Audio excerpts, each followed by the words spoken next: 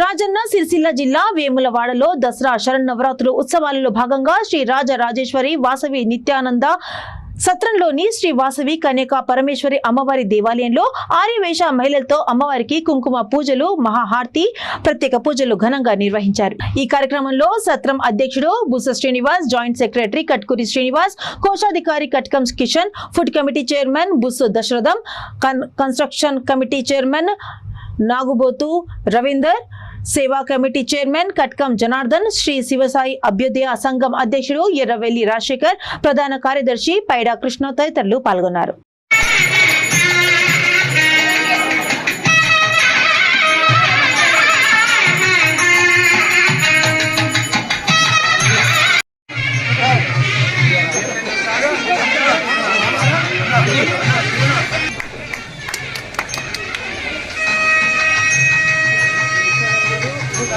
बोलो वासवी माता की जय, वासवी माता की जय, बोलो वासवी माता की जय।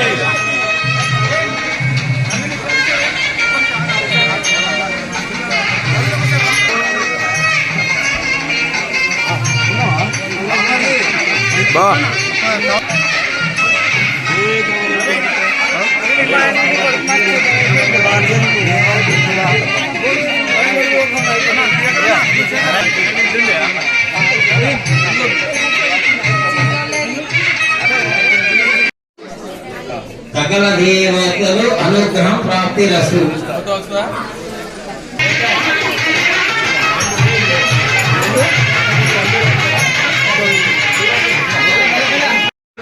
దసరా నవరాత్రుల సందర్భంగా వేములవాడ పట్టణ రాజరాజేశ్వర ఆర్యవైశ్య అన్న సత్రంలో వాసవి కన్యక పరమేశ్వర అమ్మవారికి బాలా త్రిపుర సుందరి అలంకరణ కార్యక్రమం చేసుకోవడం జరిగింది।